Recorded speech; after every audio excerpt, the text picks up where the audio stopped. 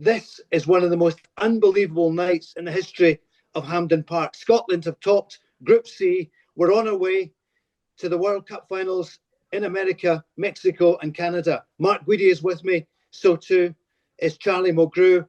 Mark, put this in perspective. We look to be down and out at 2-2 into injury time, but we're through. Incredible, Paul. I thought, it was all over.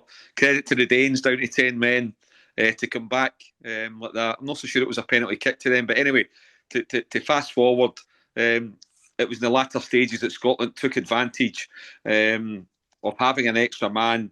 The Danes retreated. Scotland had them camped in, putting ball after ball in, and the quality of the goals, superb from Scott McTominay's early opener, Shankland from a set piece on the line, as all good number nines should be, and then the wonder strike from Kieran Tierney past his Celtic colleague Kasper Schmeichel. It was so good a finish, Paul, just watching it live. I thought it'd taken a deflection, it was that good a finish, but it was a beautiful finish. And then Kenny McLean just to top it off, and so pleased for Kenny, because he's had a lot of caps, but he doesn't get a lot of minutes. Yeah. And he always turns up all the time, and for the boys to do that, felt quite emotional at the end myself, Paul, for them, watched the celebrations for Steve Clarke, the staff, the players, the Tartan Army. We spoke about it in the show tonight, and we're all going to America. Yeah, absolutely fantastic. Well done, everybody. Charlie, I think you've just left the house. Are you on your way to the airport? Can you believe it, Charlie? I mean, after 3 minutes, that first goal, have you seen a better goal than Scott McTominay's? That was the start of the night, Paul. What an amazing goal. I mean, I don't know the last time I saw a Scotland player score a goal like that. You could probably go all the way back to James McFadden's goal at France. Yeah. To see such a world-class finish, and McTominay's a man that steps up and does it. But for that moment on, I thought we sat back and tried to kind of hold on to the lead, and it was far too long to go, and far too long in the game to go. We allowed Denmark to come back into it, and I never saw for a minute this coming like this. After Denmark got the penalty, they seemed to be in the front foot. Then it went down to 10 men.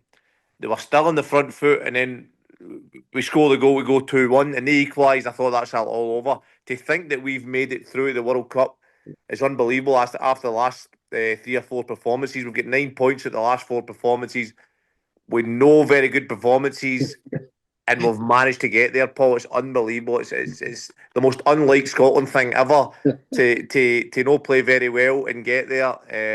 Listen, so excited. What a summer it's going to be, man. I'm so happy for the squad, players I've played with, staff members that I know. Obviously, listen, just letting the moment sink in. I'm absolutely buzzing for the boys.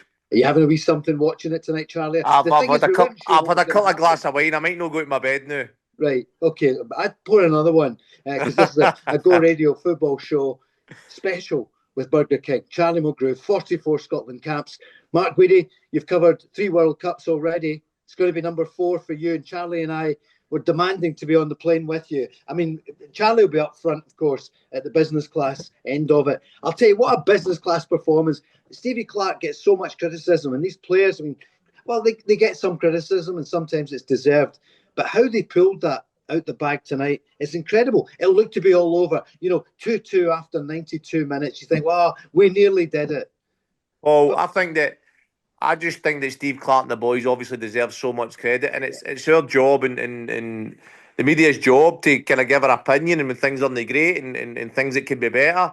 But at the end of the day, we're going to be our 3rd tournament, a World Cup. We've not been there since 1998. And watching him now on the TV, the emotions are going through his body, the feelings right now, what he's done for this country. He's dragged us from nowhere, and he got us to 3 tournaments. So listen, I'm absolutely buzzing.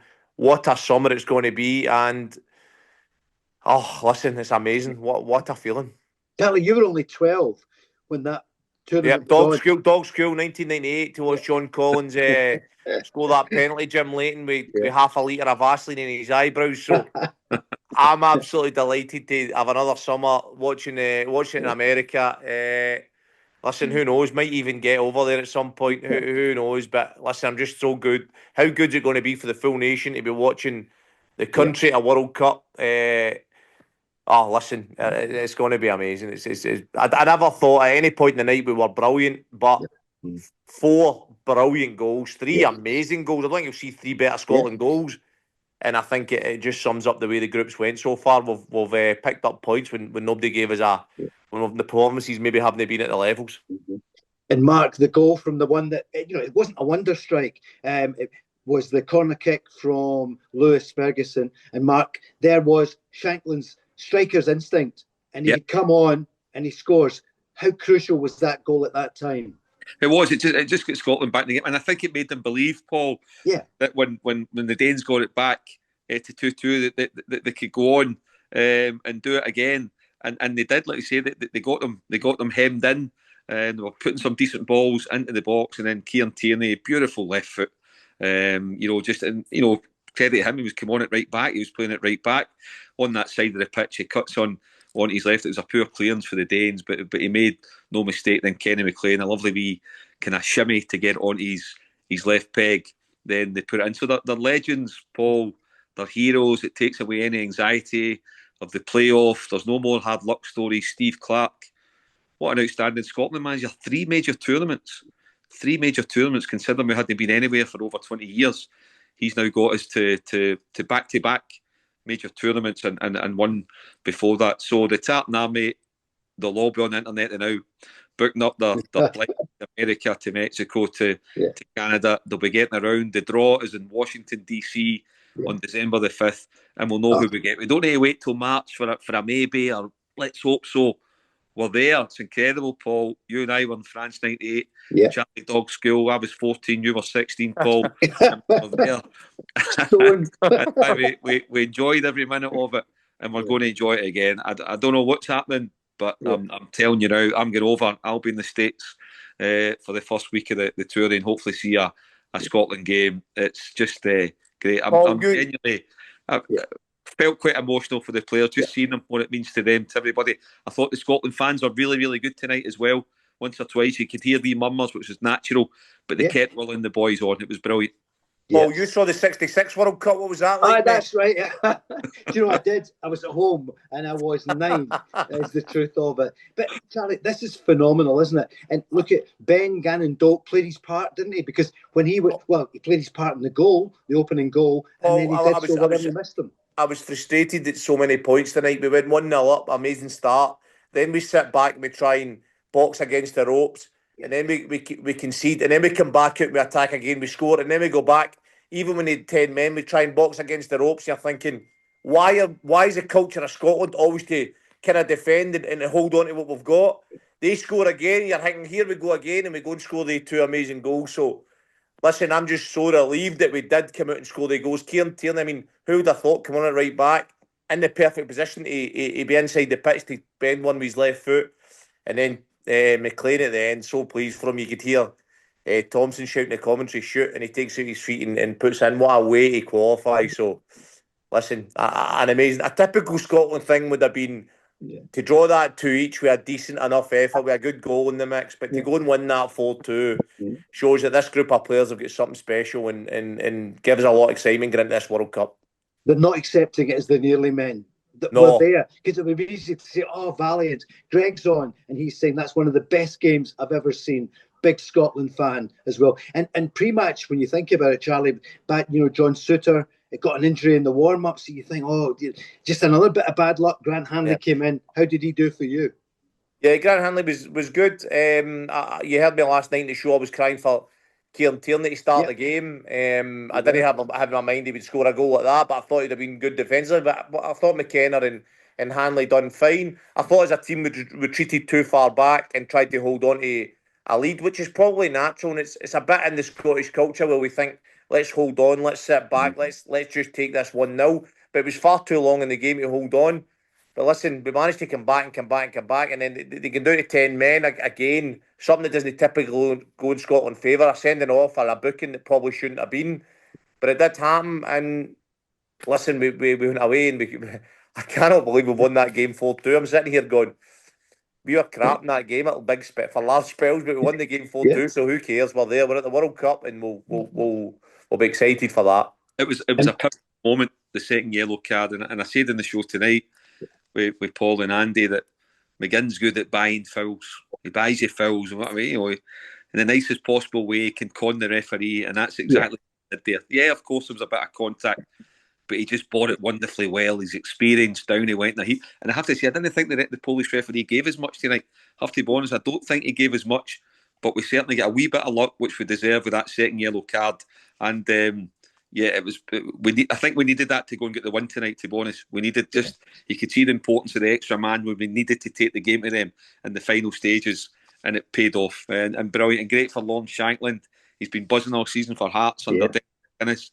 Yeah, it was the least spectacular of our 4 goals, but so important. Just a brilliant number 9 goal, sniffing about that 6-yard box, and he pokes it in. Just a great night, a real good night.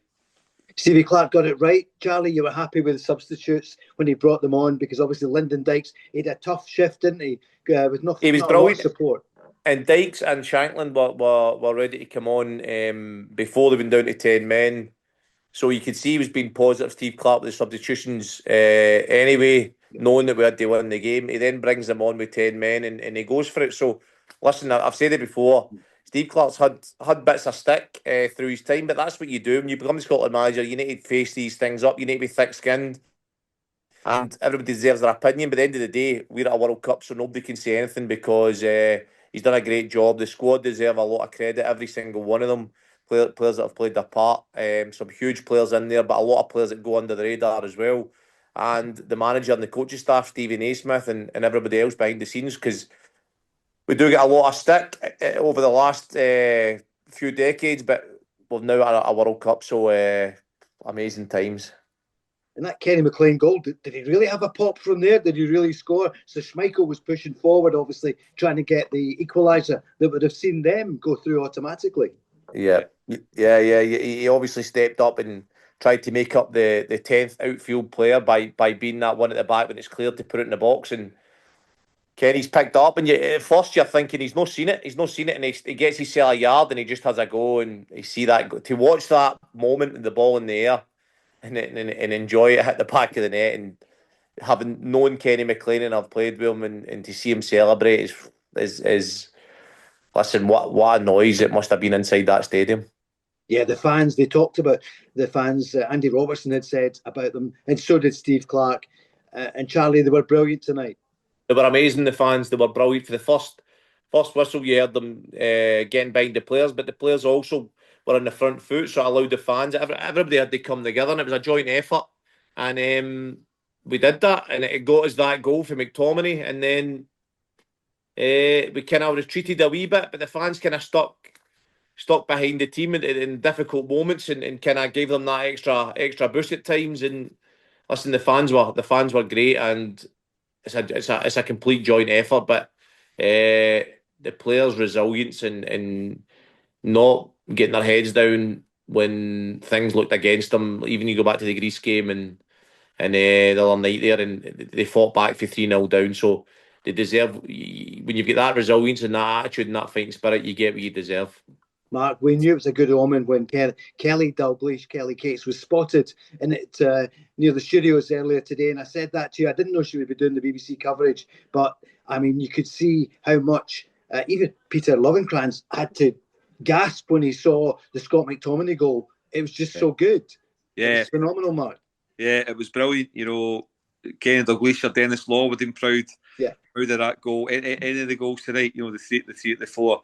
They would have been, and you know, I've got pictures on again in the background. You know, we talk about Steve Clarke he's accused of being dour, and he does the play to the gallery and smile a wee bit more. Steve, talk up a wee bit more.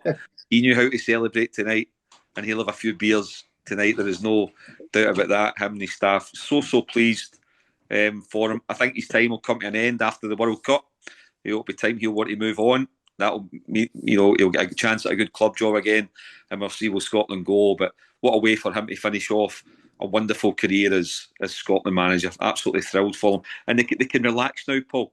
Yeah, they can relax. They don't have that nervousness of a March playoff, which would have been really, really difficult to get through. We spoke about tonight some of the teams, the countries that could be involved, and now the players as well. It's great for our football. Some of the boys that are involved in the domestic game here, they all need to be on their toes for the next 6 or 7 months to make sure they make it into that. To that. But it's going to be so special having the Tartan Army and a Scotland squad back at a major tournament, and it'll be brilliant. Well, the three of us are on the plane anyway, plus executive producer James, because where's Barry? Charlie, last night he was going to come on. I think actually when Lewis did so well for that goal with the cross in, that I Well, was out for a couple of pints. you can't blame, of all nights, you can't blame the man for getting carried away. I mean, exactly. You're lucky you caught me just a couple of glass of wine in, and I might not have made it either. Barry's online. Barry's on his laptop now, booking our flights and hotels for everybody. Very kind of you, Barry. Thanks a lot. Oh, it'll be first class all the way. And Stephen McGinn will be there trying to get a word with his wee brother. How proud he must be. And Charlie, for you with those caps, you know so many of these players. You played alongside them. You played against them as well. It must be a special feeling. Listen, I'm absolutely delighted for the boys because I know how hard that is to get there. Listen, is there a bit of me that's gutted that I never managed to be part of a team that got to a major tournament? Of course, a human being. Of course, you think about, I wish I could be there. I wish I could have been part of it, because people speak about playing in World Cups and there's nothing like it. So listen, I'm jealous of the boys. I'd love to have played a World Cup in my career, but that doesn't take away the fact that I'll be watching every single game. Hopefully can be there and see it. I don't know how that's going to pan out, but if Barry can get the flights booked, then we'll all be there. But listen, I'm delighted for the boys. I know how much it means to them. I know how much they want to get there. The manager has done an amazing job as well. I'm delighted for him. I'm delighted for Naismith and helping with the coach and stuff as well. So listen, it's amazing for the full country. He's a full place I lift. And I still, I think it's players, Paul. Yeah. You know, Grant Hanley get drafted. I think Craig Gordon 43 next month. Andy Robertson over 30. John McGinn over 30. Kenny McLean over 30. All those guys, they might not have had a chance at another World Cup. Certainly 2 or 3 of them definitely wouldn't. But now they've got injury, as long as they stay injury free and touch wood that they do, they're all going to a World Cup because they've all ploughed in 70, 80, 90 caps for Scotland, and they absolutely deserve it. It's great for them. So, Mark, what's your final word for the nation as they wake up in the morning then? Joe Maguire will be telling Scotland about this. How would you sum up? Well, the nation will wake up with a hangover tomorrow, Paul, and the best way to cure a hangover is to get right back on it. And that's not for the news. I had the headlines here. I put it down. The stunning, that doesn't actually do it justice. The Scott McTominay goal, they're saying it's a world-class goal. So that was in 3 minutes. And then we know the story. 1-1, Hoyland. And you think, oh dear. Then they go to 10 men. And then 78th minute, Lawrence Shankland, 2-1 Scotland. 3.5 minutes later, Dorgu equalises, the Man United player.